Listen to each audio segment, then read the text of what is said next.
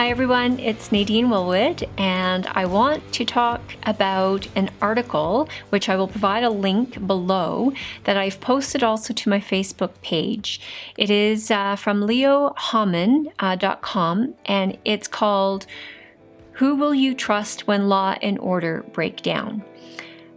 I just want to share my thoughts and opinions on this particular topic, because make no mistake about it, this is definitely part of the agenda. In response to this article now posted on my Facebook page, I thought it was necessary to not only post it, but to share it with you on YouTube as well. I have been very cautious about making futuristic statements about future outcomes. But as things get closer and we move forward to a new president, or President Trump remains in office, I think it is important for people to foresee some possible outcomes of either of those scenarios. For many of you, you think that this may be far-fetched. That's okay. And many more cling to the idea that this can't happen. This is Canada. This is the United States mentality. That's okay too. But I'm speaking to you today because a forewarning, better to be prepared than not. This is not only a possibility of happening, I believe it is happening right now. As I see things, presently the United States has a choice to make. Not only one of presidents, but one of values. The free world as we know it, I believe, is in jeopardy. There is a battle raging right now, and this battle is one that none of us can escape. Not you, not I. Yes, and this is not just about the United States. This includes Canada and every province within it, including Alberta. This battle is not going to go away, and it will escalate, and if it does, it will escalate quickly.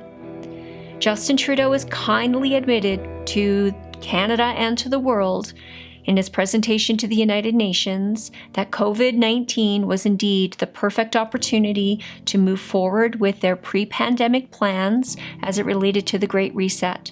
For those of you still unfamiliar with the Great Reset, you need to understand the implications of what that means to you and your family, to your freedom and to your current lifestyle. Canada will transition from a freedom of the individual to a totalitarian system in which Canada will truly become a part of a post-nation state under the control of dictators and technocrats. The fight for our future is very real, and this will impact the very way of life as we know it today. I think everybody can agree that there is no such thing as normal anymore. What does it mean that we are currently all wearing masks? We are all social distancing. How long does this continue because of a virus nobody can see and nobody can really account for? There will be a new financial system, one of digital currencies. It's going to be a surveillance state, implanted technology such as nanotechnology to monitor and control every aspect of our daily lives. We won't live in freedom, and there will be no privacy. I believe we are currently at a stage in this game, regardless of whether President Trump remains in office or Biden becomes the new president. I believe the US, and Canada included, we have choice to make. And the US has two real choices.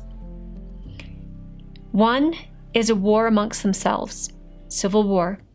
This is an option that will not end well, and not an option that most presidents wish to see have happen. No president prefers to see a war in their own backyard. And so a second option also exists. And I believe this is a war with China.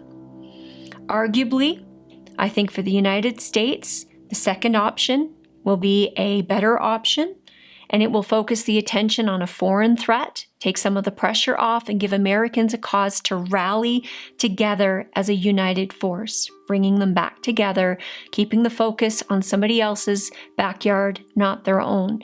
If you remember 9/11, again, it's about there, not here. Let's be clear, I am not promoting either of these ideas.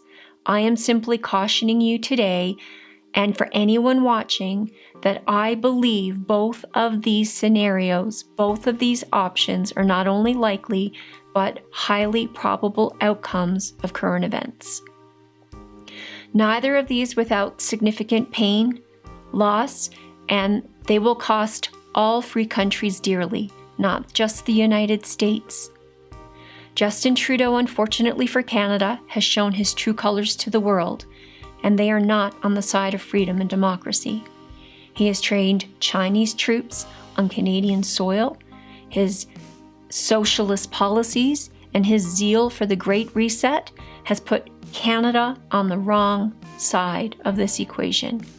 We're on the wrong side of the equation with our greatest and longest ally, even the United States. The world is in turmoil, and Canada will not get a free pass. But it's not too late. We, the people, hold the real power still, but only if we stand up and use it. Exercise your freedom of speech, your freedom of rights. Talk to your friends, to your neighbors, to your family about what is going on. And stand together. We have strength in numbers. We need to reverse the course that we have been, I believe, manipulated and coerced into taking. But unknowingly or not, we are at a crossroads in which you will not be given the luxury of sitting on the fence any longer. You must choose. Either you are a free person and you will choose to live and fight to remain free, or you are a part of the globalists' plan, this great reset that will see you become a slave to a new system of tyranny. The time to choose is upon each and every one of us. And whatever your decision, there will be a price that has to be paid. But this is not the time to hide in our homes. It is a time when we must muster all of our courage and recognize that freedom is a gift from God. It is enshrined in our legal system as such. It is not something that is granted or something that can be taken away by the whims of government. You need to ask yourself, where to from here? And be honest. This is not the time to lie to yourself. Be honest. Look at the short term. Look beyond the short term and determine what it is in the future, the long-term vision for you and your family. What is it that you want for you, your family, your children, your grandchildren? I believe the time has passed where this could have been resolved without some sort of conflict. I believe the Democrats in the United States will fuel a fire and they will brand Trump a dictator, and I believe they will meet with some success. I believe it is very real that they may indeed, if Trump refuses to stand down, invite the United Nations, which is a very corrupt organization led by China and multitudes of dictators, to take up their fight.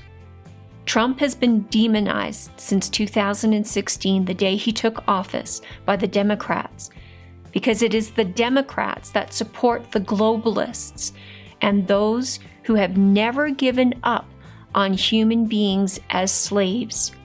They see us as nothing more than a human resource to be used for their grander purposes. Slavery is and has always been a very profitable business. I do not enjoy writing this. I do not enjoy speaking this. But for anyone who follows me, please, I'm asking that you prepare yourself. If for no other reason, if this does not come about, wonderful. But in the event that things progress down this path, they will do so very quickly and without warning. I believe that being prepared for something that never comes about is a far better position to be in than finding yourself unprepared for a situation that arrives hastily. I love freedom, mine and yours. We have enjoyed the privilege of freedom and peace in this country for a very long time, but I see new threats to both on the horizon. I know which side of this fight that I am on, but now each of you too must decide for yourself what life you want for your family, your children, your grandchildren.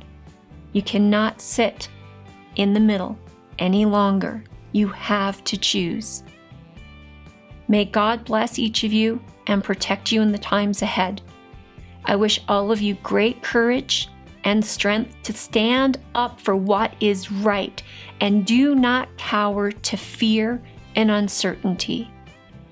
Those who sacrifice their freedom for security, in the end, will have neither.